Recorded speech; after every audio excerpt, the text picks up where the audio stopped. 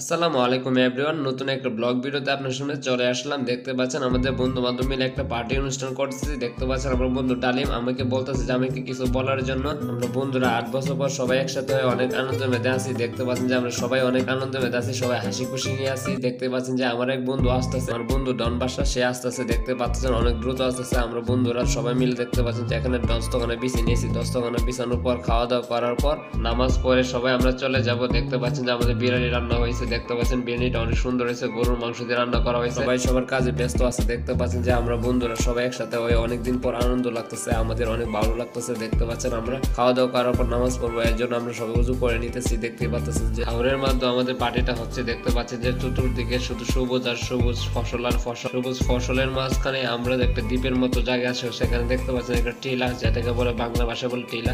Tiller মধ্যে আমরা এই পার্টিটা দিচ্ছি। অনেক আনন্দই লাগতেছে, আমাদের বন্ধুরা সবাই অনেক উত্তেজিত, অনেক আনন্দের মধ্যে আছে। দেখতে পাচ্ছেন হবে দোয়ার জন্য আমরা সবাই প্রস্তুতি। দেখতে পাচ্ছেন দোয়া শুরু হয়ে গেছে। আমরা কুতুবে গুনাহগার বান্দা মিলে মাওলা তোমার শাহী দরবারে দুটা হাত বাড়াইয়া দিলাম। ইয়া আল্লাহ, তোমার রহমান ও রহিমের নামের উসিলা করিয়া মাওলা, ইয়া আল্লাহ, আমাদের জিন্দেগীর সমস্ত গুনাহ তুমি মাফ করিয়া দাও। আমিন। ইরহামহুমা কামা রাব্বায়ানি সগীরা।